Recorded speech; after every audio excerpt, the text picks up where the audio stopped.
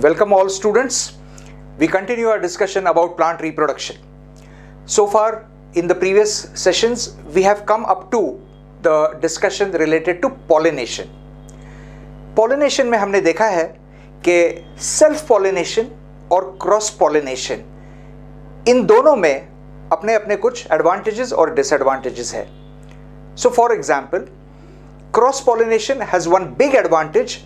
It leads to variations which makes it possible for evolution and overall survival of the species. But you depend on a pollinator, a pollinating agent. So cross pollination के लिए anther से pollen किसी दूसरे plant के flower तक, उसके stigma तक ले जाने के लिए या तो विंड या तो वाटर या तो कोई बायोटिक एजेंट जैसे कि बीज, बटरफ्लाइज आर इसेंशियल.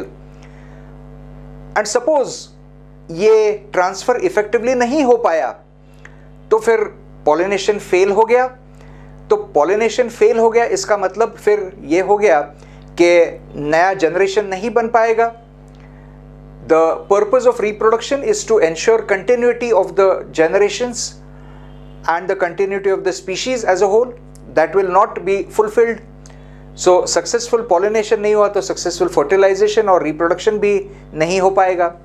तो ऐसे में self pollination ऑटोगैमी में एक benefit ये है कि कम से कम वहाँ पर एक definite pollination का एक भरोसा है.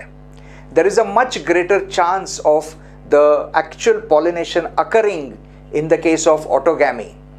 Sometimes in very small flowers the pollination takes place absolutely sure. It is like a guaranteed pollination in the case of autogamy. But because it does not favor the new recombinations, ये उसका एक बहुत बड़ा disadvantage भी है. तो ऐसे में प्लांट्स के लिए लॉन्ग टर्म बेनिफिट क्या है? तो क्रॉस पॉलिनेशन है. तो ऐसे में सेल्फ पॉलिनेशन के भी कुछ एडवांटेजेस है, क्रॉस पॉलिनेशन के भी कुछ एडवांटेजेस है. प्लांट के लिए ज्यादा इंपॉर्टेंट क्या है? तो लॉन्ग रन में क्रॉस पॉलिनेशन के एडवांटेजेस, वेरिएशंस, एवोल्यूशन ये ज्यादा इंपॉर्टेंट है. So some plants are self pollinated autogamy वाले, but majority are cross pollinated. Majority pollination takes place by bees, butterflies, and the whole creation of the flower is for that purpose. And so plants also would like to have cross pollination. Of course, इसका मतलब ये नहीं कि plants have a brain and a mind and they are thinking and they are saying मेरा cross pollination होना चाहिए. No, that is not what it means.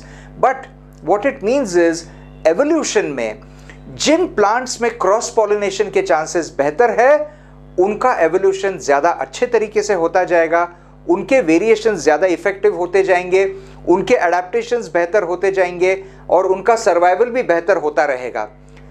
So in general plants have evolved strategies for purposefully trying to promote cross pollination. अपनी तरफ से cross pollination को बढ़ावा देने के लिए, उसको ज़्यादा एनकरेज करने के लिए, क्रॉस पॉलिनेशन के चांसेस बढ़ाने के लिए प्लांट्स में कुछ स्पेसिफिक मॉडिफिकेशंस देखने को मिलते हैं. These kind of modifications for promoting outbreeding, not breeding within the same closed community, in the same genetic makeup, but in far away and genetically unrelated varieties of the same species, of course.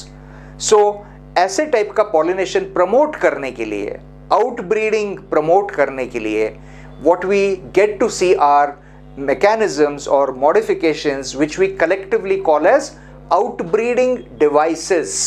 So let us write this on the board. This is what we refer to as outbreeding devices. OUT, outbreeding devices या mechanisms.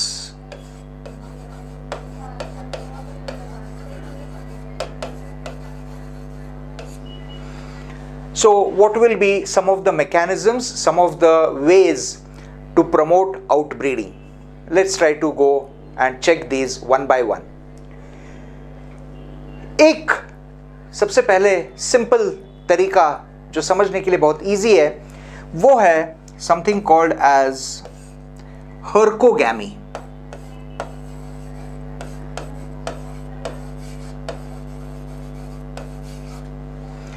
herkogamy, HERKOGAMY. herkogamy इस word का मतलब क्या है? इस word का मतलब यह है कि ये जो दो गैमीट्स हैं, male side gametes on the androecium in the anther and female side gametes in the gynoecium in the ovule, इनमें एक थोड़ा सा डिस्टेंस रखना, इनमें एक थोड़ा स्पेसिंग रखना, so to make it a little physically apart so that they don't come very close although they are both in the same flower. So बहुत सारे plants पे flowers are bisexual, androecium and gynoecium are both present in the same flower, and so you often get to see that in the same flower if you are going to have the presence of anthers as well as stigma, तो यहाँ से यहाँ pollination की गुंजाइश always ज़्यादा रहेगी. There will be a much greater probability, and so self pollination will happen more frequently, but cross pollination is better for the plant. So although self pollination is easy, इसको न होने देने के लिए जो mechanisms है वो हम देख रहे हैं. अब इसमें herkogamy, इसका मतलब है इनमें थोड़ी दूरी रखना. So anthers and stigma में दूरी कैसे बन सकती है? उसके लिए what we get to see is instead of a typical flower like this, in the case of herkogamy, what will happen is, suppose let's try to talk of a flower. ये उसके petals है और यहाँ anthers है, थोड़े short है suppose anthers, and gynoecium में pistol में स्टाइल काफी लंबी है जिसकी वजह से स्टिग्मा एंथर से काफी दूर जाके बैठा हुआ है अभी. So now in this case यहां से पोलन अपने आप उड़ के तो वहां नहीं जा सकता, उसके पास कोई पंख तो नहीं है. So because of a greater distance like this it becomes difficult to bring about pollination within the same flower. When the bees come to collect nectar from the nectarines, तो तब उनकी बॉडी को pollen थोड़ा चिपक जाएगा और वो जब किसी दूसरे फ्लावर में एंटर करने के लिए जाएंगे तो इस स्टिग्मा के स्टिकीनेस पे वो पोलन चिपक जाएगा, तो that will promote cross pollination. So xenogamy होना शुरू हो जाएगा एंड ऑटोगैमी के चांसेस कम हो जाएंगे because of a distance. So इस तरीके से एक डिस्टेंस आने की वजह से the anther and the stigma being a little far away from each other, not very close in contact with each other, when that you get to see, that we call as herkogamy. अब इसमें थोड़े और specializations भी है. So sometimes for example on the petals there are very fine membranous outgrowths which will actually act as a physical barrier. So anthers को थोड़ा सा cover करके रखा हुआ है. अब तो और भी कम चांस है कि यहां से पोलन वहां पे अपने आप ट्रांसफर हो जाएगा. Only when a bee comes and starts moving around in the flower trying to get nectar, तो ये जो पर्दे के जैसा थोड़ा सा एक कवरिंग जो आ गया है, समथिंग लाइक अ घूंघट. ऑफ कोर्स डोंट राइट घूंघट word in the exam, but just as you would try to use a घूंघट to keep the bride's face a little hidden from the bridegroom, वैसे ही यहाँ पे इनका आपस में मेलजोल कट करने के लिए उनके बीच में एक हल्का सा पर्दा आ गया है. So sometimes you get these kind of small inner outgrowths in the petals also. All these are typical examples of herkogamy. Also we get to see sometimes another mechanism. So एक ये हो गया herkogamy, इसको हम clear कर देते हैं.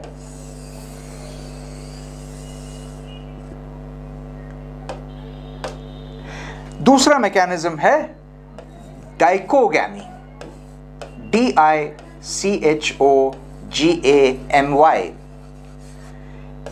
Let's try to understand this word. Di means two, co is a part of chronos or time. So in other words, the gametes are maturing at two different times.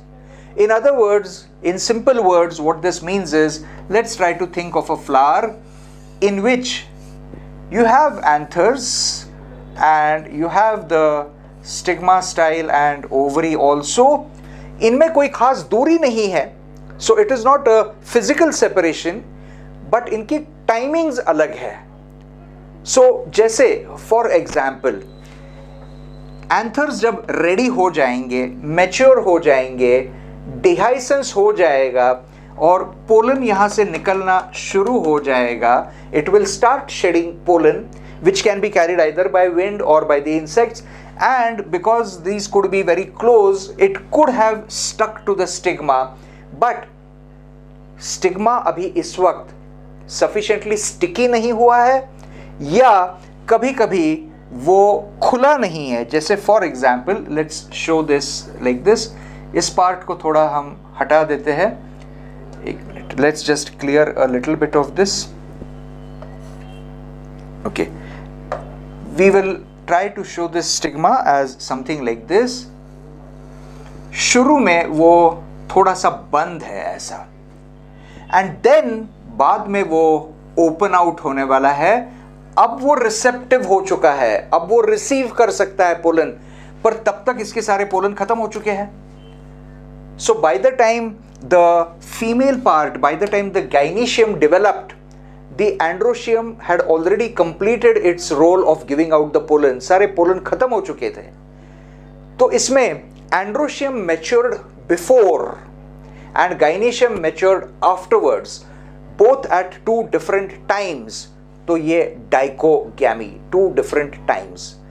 But because the androecium maturity was earlier, we will call that as protandry. Protandry is the word that we use when gynoecium is leading. Pro means आगे बढ़ना, lead करना. So androecium पहले आता है तो protoandry. So maturation of androecium before and at that time gynoecium is not yet mature, that is protoandry. अब दूसरा भी एक तरीका हो सकता है जिसमें पोलन बाद में मैच्योर हो गया. So स्टिग्मा पहले मैच्योर हो चुका था, इस वक्त पोलन था ही नहीं कहीं पे, यानी कि पोलन ग्रेन अभी भी डेवलप हो रहे थे. एंथर से वो डेहिसेंस होके अभी तक बाहर निकलने की पोजीशन में नहीं है. They are still developing inside the anther, but the stigma has already become receptive. And so because the flower is already open, कोई बी या बटरफ्लाई से कहीं दूर से किसी इसी स्पीशीज के दूसरे फ्लावर से कुछ पोलन आके यहाँ चिपक गया, उसका पोलन ट्यूब डेवलप होके फर्टिलाइजेशन हो भी गया. अब उसके बाद ये खुल भी गया तो भी यहां से पोलन यहां आकर कोई बेनिफिट नहीं है, क्योंकि इसका पॉलिनेशन फर्टिलाइजेशन सब हो चुका है ऑलरेडी. अब इसका पोलन किसी और फ्लावर के पॉलिनेशन के काम आएगा, बट इसकी अपनी पॉलिनेशन की रिक्वायरमेंट ऑलरेडी फुलफिल हो चुकी है. यहां पे गाइनीशियम पहले डेवलप हो चुका है, so that will be called as protogyny, PROTOGYNAE. So protandry भी हो सकता है, प्रोटोगाइनी भी हो सकता है. दोनों तरीके अलग अलग टाइमिंग्स वाली बात है. So both of these are examples of dichogamy. And dichogamy accordingly is also a mechanism in which, although you have a bisexual flower, a flower with both androecium and gynoecium present in the same flower, the self-pollination is being not encouraged, it is being discouraged. उसको थोड़ा disallow किया गया है, उसकी गुंजाइश कम की जा रही है by promoting the maturation of androecium and gynoecium at two different times so that they don't have the self-pollination. Autogamy is being avoided. So इस तरीके से ये डाइकोगैमी का भी एक और एग्जाम्पल ऑफ आउटब्रीडिंग डिवाइस. अब आउटब्रीडिंग डिवाइस के कुछ और टेक्निक्स, कुछ और मैकेनिज्म्स, ये भी हम देखते हैं. So let's have a look at one more mechanism. One very easy way is to get the plants to become unisexual flowered. So अगर फ्लावर में एंड्रोशियम है, एंथर्स, स्टेमन्स विद एंथर्स, ये सब है, बट गाइनीशियम है ही नहीं, तो self pollination होने का चांस ही नहीं है. फिर So getting a unisexual flower which is either male or female, then in that case pollination within the same flower, autogamy, will definitely not take place. However, एक इसमें छोटा सा ड्रॉबैक है. सपोज इसी पौधे पर किसी दूसरी डाली पर एक और फ्लावर है जो कि फीमेल फ्लावर है. अब so some are male flowers, some are female flowers.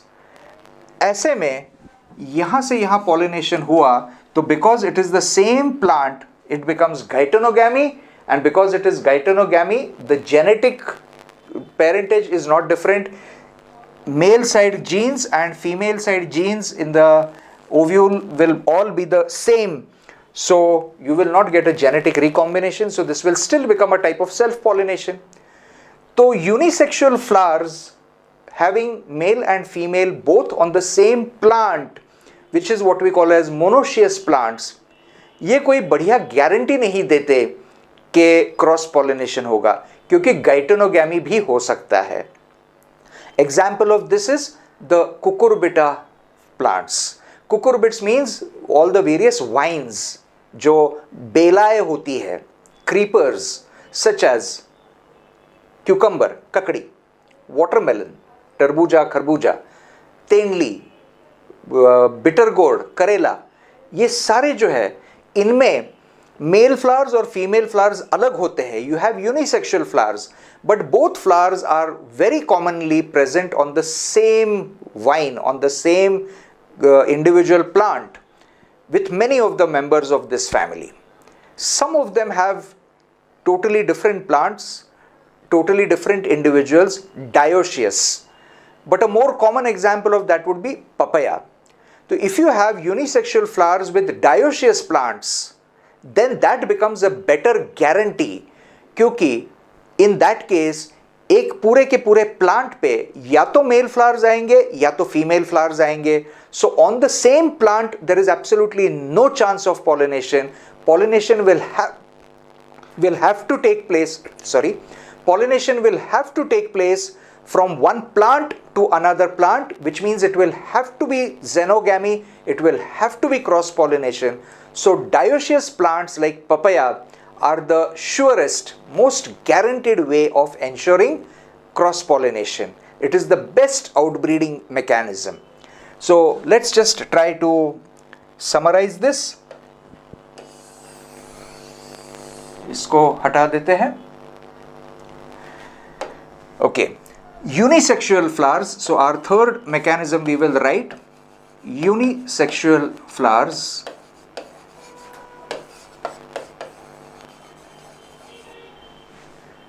In which case they are either male, which we call as staminate flowers, या female flowers, which we call as pistillate flowers. But if both of them are present on the same plant, then that is called monoecious plant. So monoecious अगर है तो autogamy बिल्कुल नहीं हो पाएगी, autogamy cancel. However, gaetenogamy is possible. Gaetenogamy is possible, and that is also a form of self-pollination. So this is not a very sure way of ensuring cross-pollination. Examples of monoecious plants: maize, cucurbita.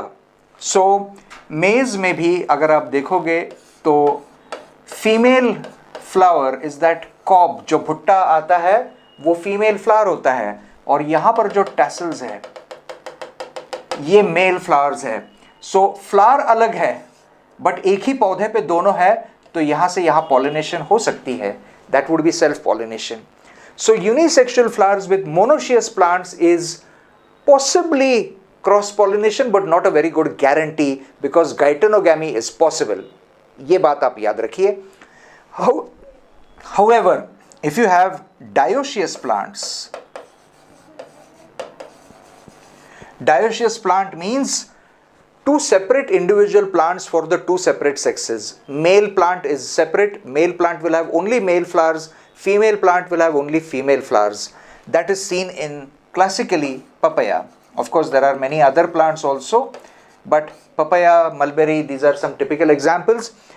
We are not talking of gymnosperms just now, but अगर gymnosperms की बात करेंगे तो वहाँ cycas is also dioecious. But we are talking of flowering plants at the moment, so papaya, mulberry, these are typical examples. इसमें male flowers will be present only on the papaya looks something like this. अब जिसमें male flowers होंगे तो वो छोटे छोटे होते हैं, बहुत सारे फ्लावर्स आएंगे, but they will never bear papaya because papaya can come only, the fruit can come only from the ovary. तो यहाँ पे फीमेल फ्लावर्स है ही नहीं. कोई और दूसरा पौधा है जहाँ पे थोड़े फीमेल फ्लावर्स आ रहे हैं, यहाँ से यहाँ पॉलिनेशन हो गया, तो अब यहाँ पे आपको फल लगना शुरू हो जाएगा. So this becomes a guarantee of cross pollination, and that is why dioecious plants are a very good mechanism for outbreeding. Now let's talk of a few more mechanisms. So ये भी एक हटा देते हैं outbreeding devices and mechanisms में. अब एक है another type called self incompatibility.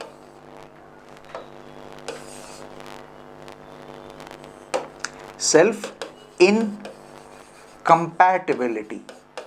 इसका क्या मतलब है?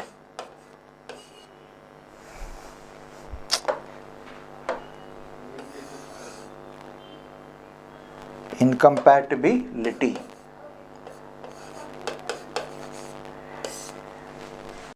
टू बी कंपैटिबल मीन्स एक दूसरे के लिए मैचिंग होना. इनकम्पैटिबल होना, सूटेड नहीं होना, मैचिंग नहीं होना.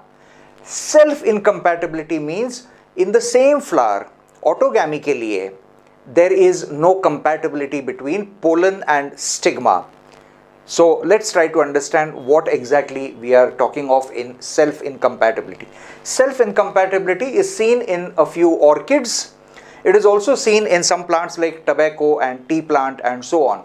इसमें क्या होता है? इसमें ये होगा कि स्टिग्मा है, एंथर्स विथ पोलन है, न इनमें दूरी है न इनमें कोई टाइमिंग का बदलाव है. सो पोलन यहाँ से यहाँ लैंड ज़रूर हो सकता है, but this stigma can recognize is the pollen from my own same plant and same flower और has it come from a different flower.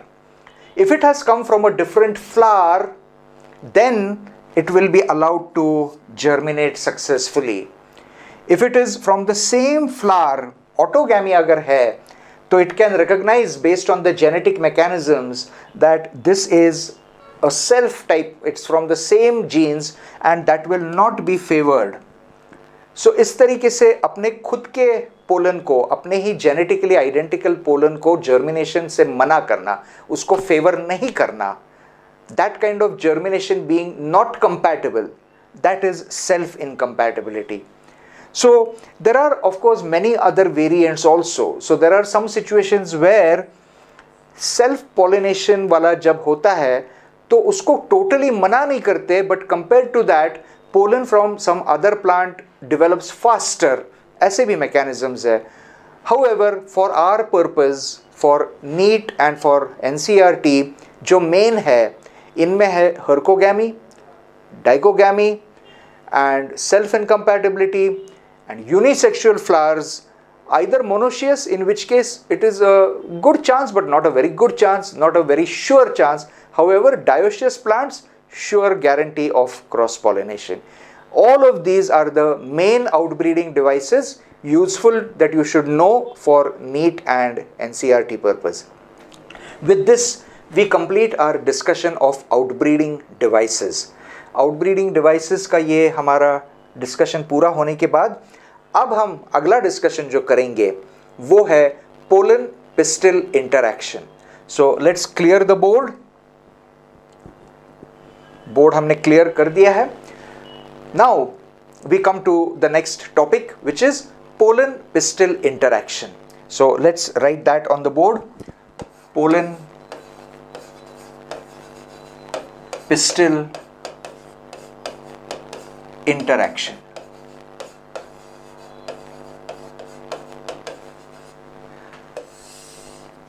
Pollen pistil interaction इस प्रोसेस का, इस टर्म का मीनिंग क्या है?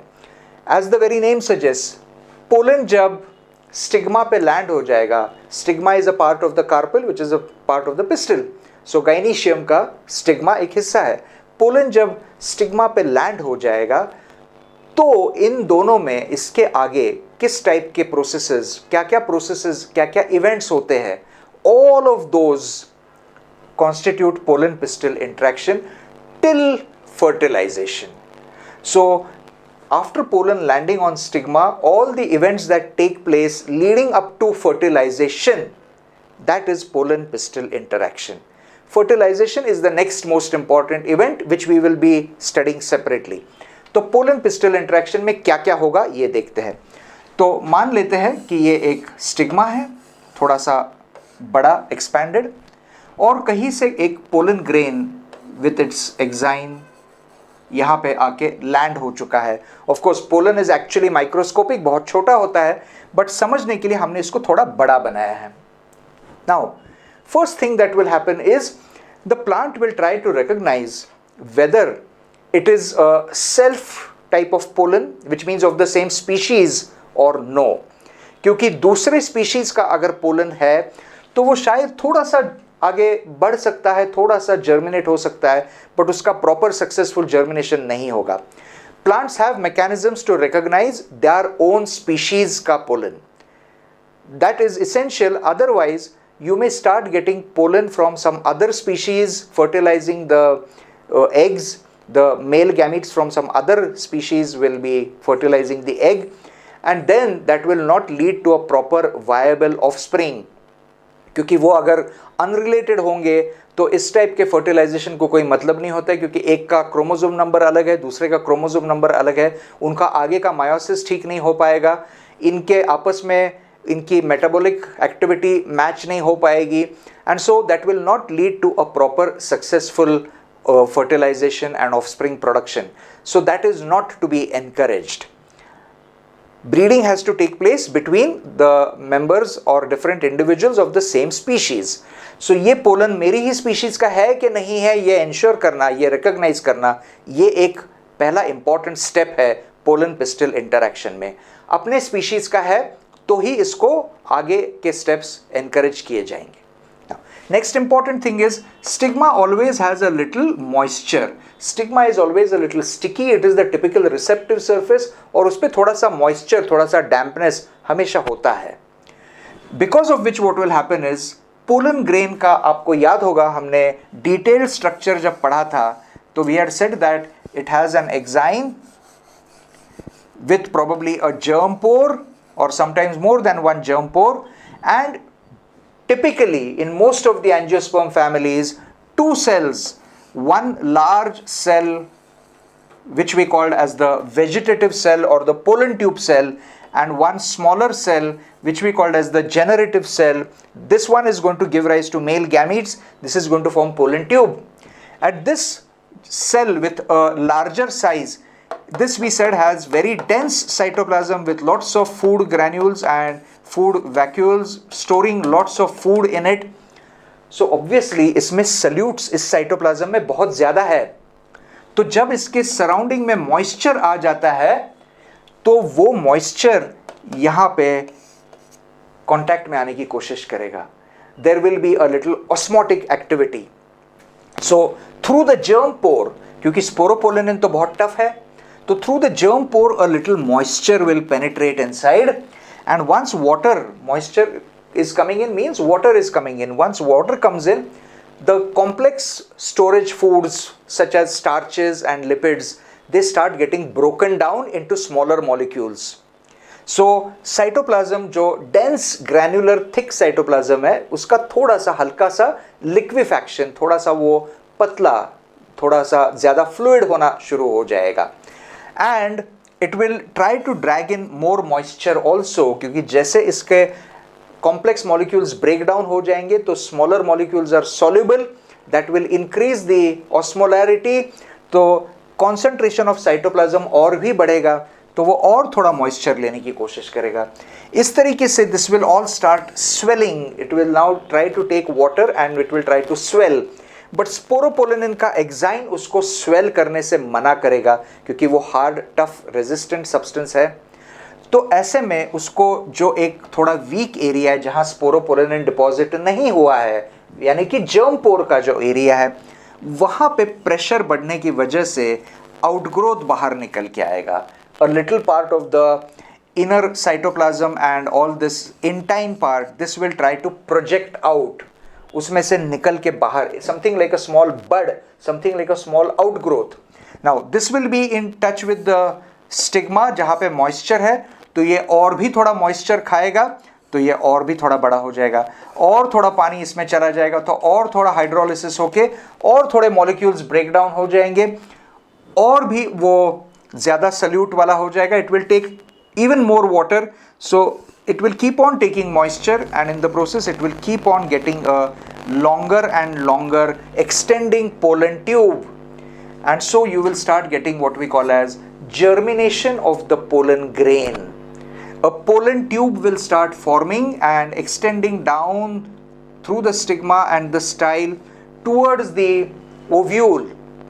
Now to make it sure that it will come towards the ovule, there are chemotactic mechanisms.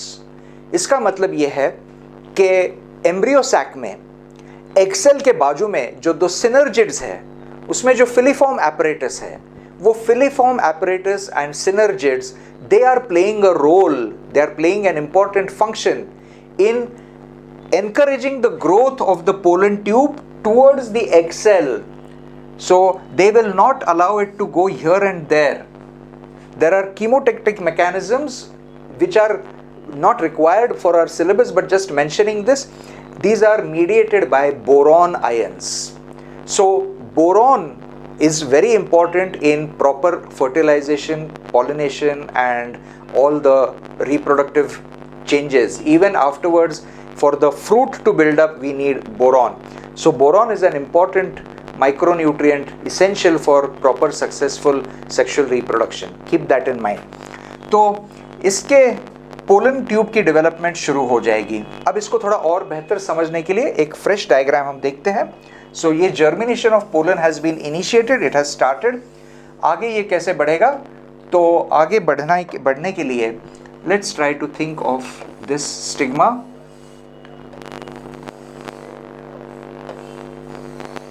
इसमें ये हमारी ओवरी है और यहाँ ओव्यूल है with integuments, hilum and micropyle and so on, and inside that nucellus, and inside that you have egg cell and all those parts.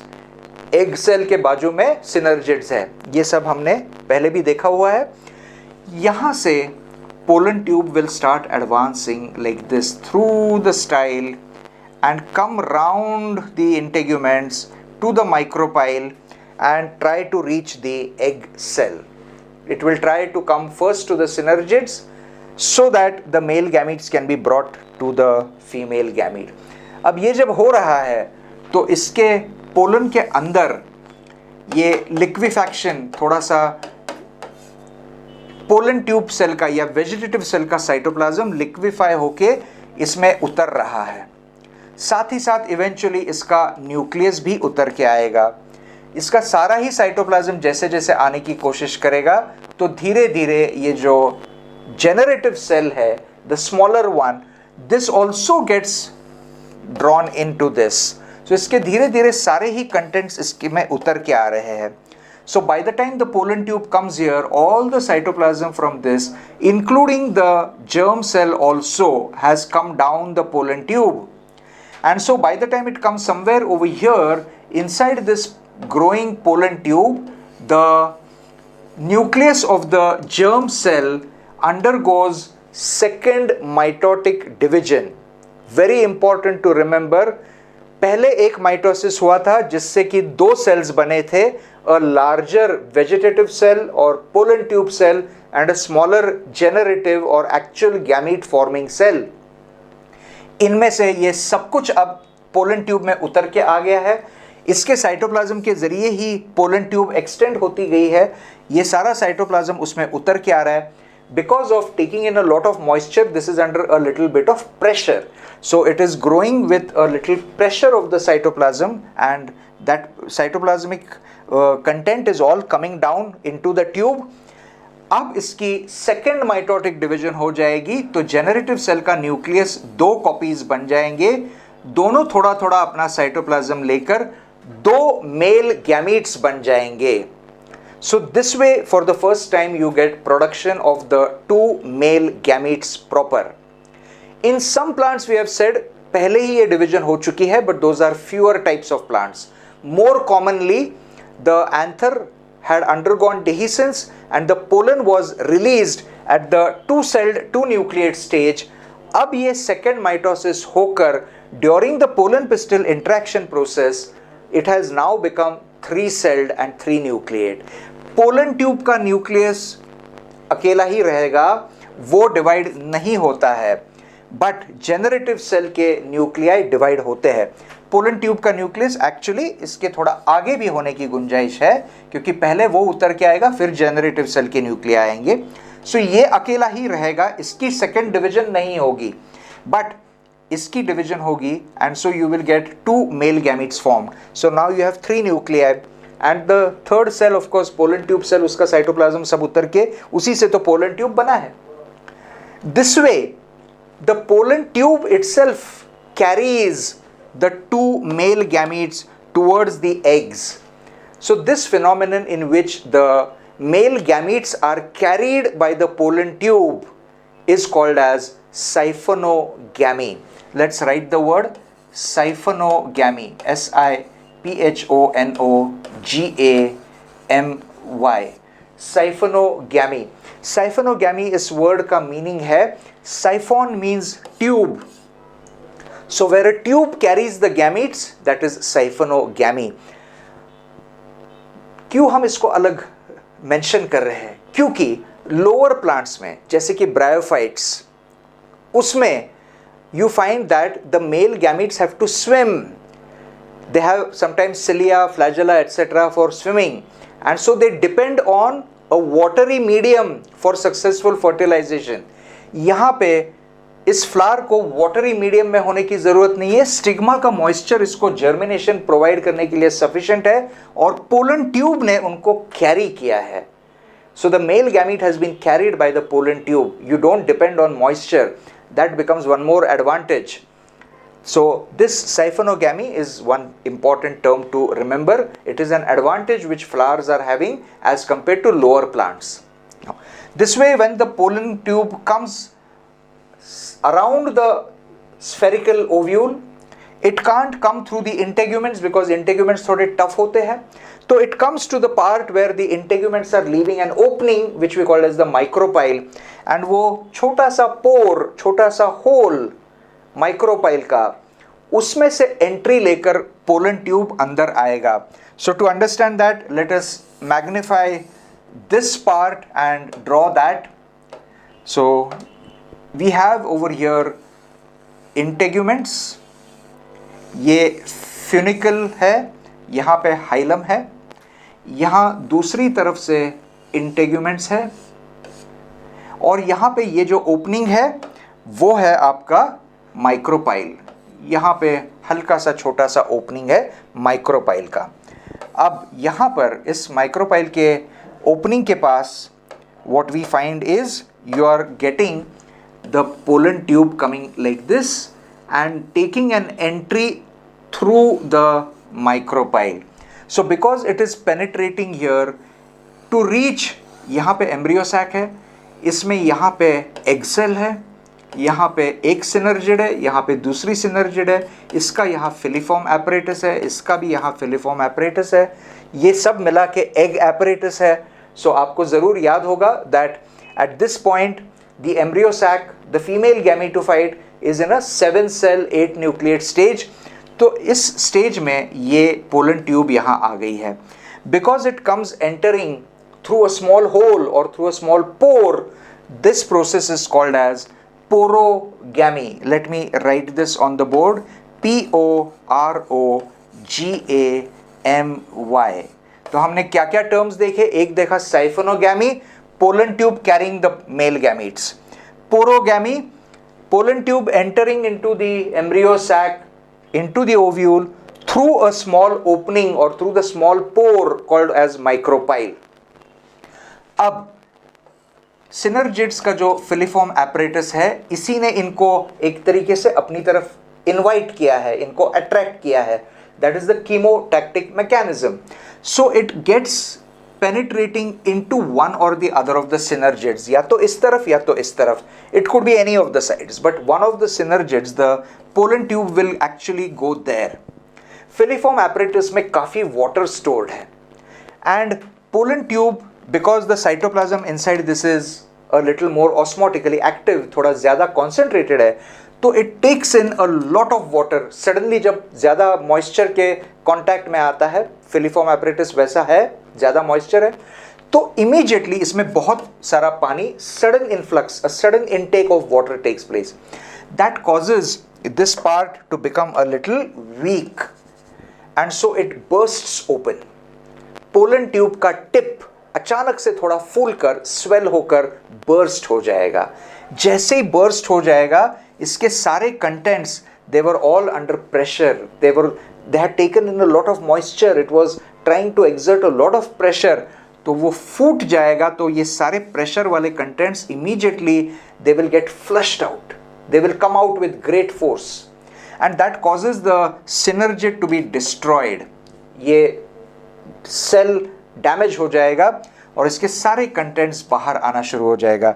Because of which the important concepts that contents that we are interested in, one male gamete, so let's show a different color for that.